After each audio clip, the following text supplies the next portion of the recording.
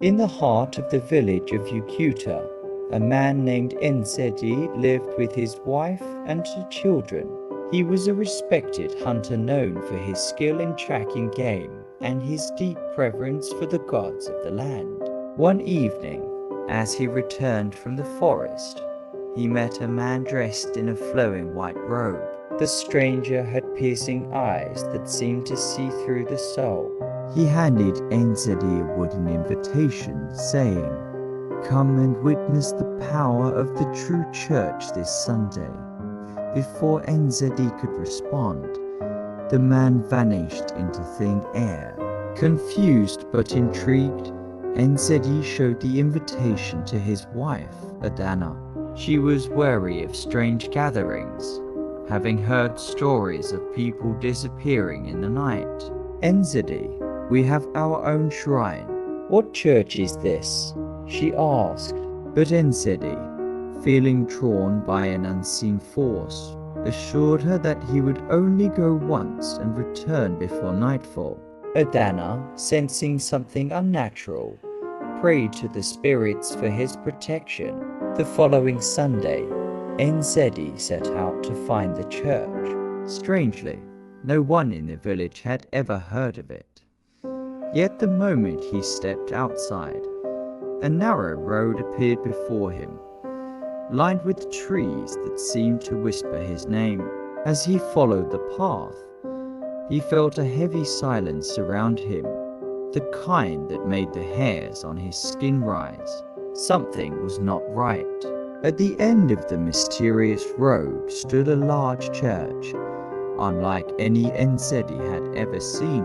Its walls were black as night, and strange symbols were carved into the doors. A soft hymn echoed from within, though no voices could be seen singing. Enzedi hesitated at the entrance, his instinct screaming for him to turn back. But before he could move, the doors swung open on their own.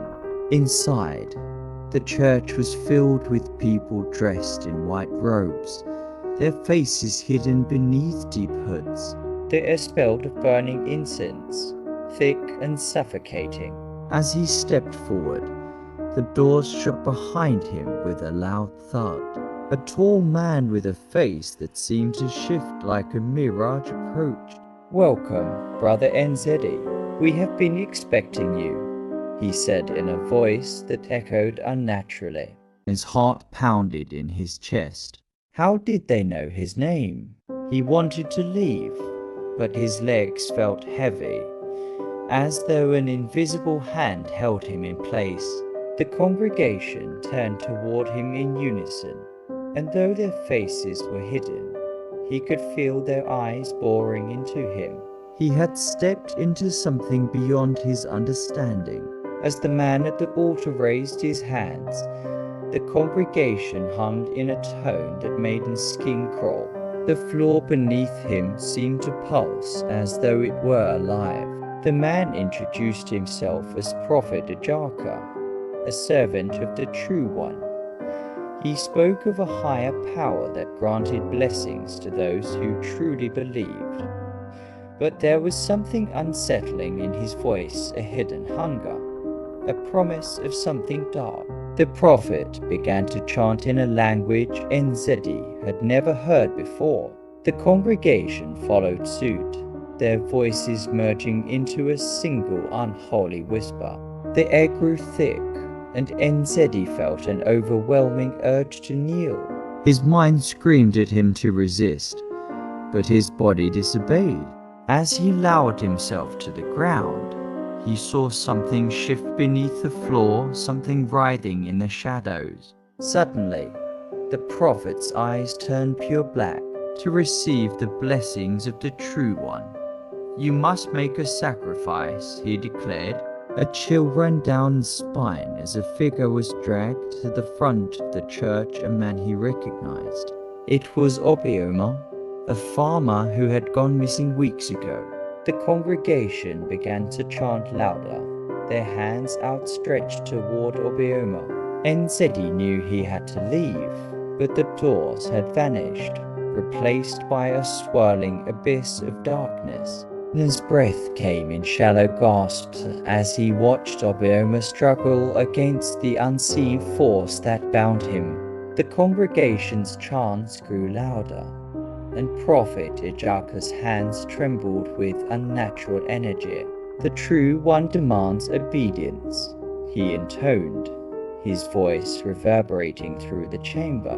Obioma let out a scream as shadowy tendrils rose from the floor, wrapping around his body like serpents. Nzedi could see the terror in his old friend's eyes, and something inside him snapped. He lunged forward, gripping Obioma's arm, trying to pull him away. But the moment he touched him, an icy pain shot through his body, and his vision blurred. The congregation turned their masked faces toward him in unison, their whispering voices now filled with amusement. "You dare interfere with the will of the True One?" Prophet Ejaka's voice thundered. With a flick of his hand, Nzedi was thrown backward, landing hard against the altar. The moment his body touched the stone, the ground split open beneath him, revealing a swirling vortex of darkness. The voices around him became deafening, chanting his name over and over again. Nzedi realized with horror that he was now the chosen sacrifice. Nzedi plunged into an abyss so deep it seemed endless. The air was thick, pressing against his skin like unseen hands. He reached out, but the darkness swallowed his limbs. It was not just emptiness, it was alive. Whispering voices curled around his ears, speaking in languages he did not know yet somehow understood. They called him by name, welcoming him, urging him to surrender. His breath came in ragged gasps as he twisted and turned, trying to grasp something, anything that would stop his fall. Then, suddenly, he hit the ground, but it was no ordinary earth beneath him. It pulsed, shifting beneath his weight as though it had veins and breath of its own. Nzedi staggered to his feet, his legs trembling. Around him, the abyss stretched endlessly, yet faint flickers of light swam in the distance, like dying embers. Shadows moved, crawling toward him with slow, deliberate motion. He could hear their breathing, low and guttural.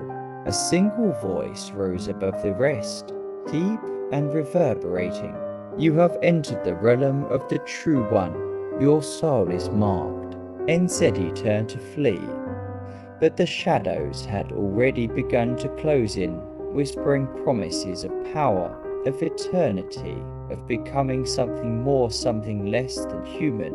He opened his mouth to scream, but the darkness poured into him, filling his lungs, his mind, his soul. When Nzedi opened his eyes, he was no longer in the abyss.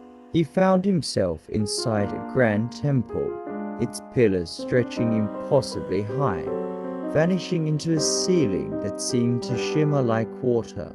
The air was thick with a scent he couldn't place, both intoxicating and revolting. Figures moved around him, their bodies shifting between solid and shadow, as if they were not fully formed. A deep voice echoed from the far end of the temple. "Rise, chosen one." Nzedi turned to see a towering figure draped in golden robes. Its face was obscured, shifting between different forms, at one moment a human, at another something monstrous. "You have been granted an audience with the True One. Do not waste this opportunity." Nzedi wanted to run, to scream, but his body refused. The congregation of shifting figures moved in unison, bowing before the entity. "What do you want from me?" Nzedi croaked, his voice barely a whisper. The figure let out a low, rumbling laugh. "Your purpose is greater than you know. Soon, you will understand." The temple trembled, and the shadows pressed closer. Nzedi felt his mind slipping away, and with it, the last remnants of who he once was. Nzedi stood before the shifting entity, his soul teetering on the edge of oblivion. The golden-robed figure extended its hand. "Renounce your past, and you shall be reborn in glory," it commanded. Nzedi clenched his fists. He thought of Adana, his children, his home, his village. He had been foolish to seek power where he did not belong. Summoning the last of his strength, he refused. "I am not yours," he shouted. A deafening roar erupted as the temple cracked, shadows writhing in agony. The entity screeched, recoiling as N's body began to rise, a blinding light bursting from within him. The abyss fought to claim him, but the spirits of his ancestors, unseen yet ever present, pulled him back. With a final scream, the temple collapsed, and Nzedi was thrown from the darkness. He awoke outside his home, gasping for breath. The invitation was gone, the path erased, but the whispers still lingered in the wind from that day.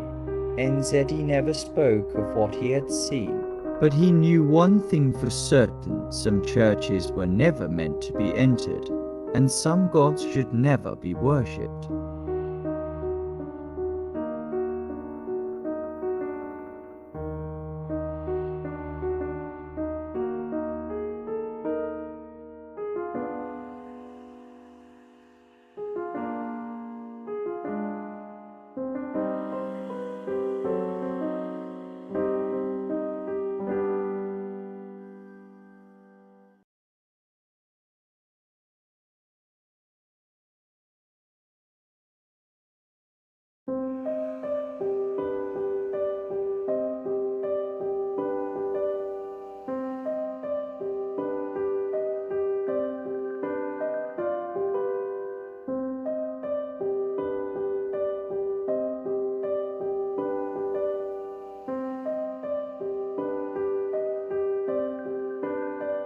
Although this is a myth and fiction, we believe there's a bigger power more than our imagination, and something similar to this could happen to any one of us, especially in the disguise of religion.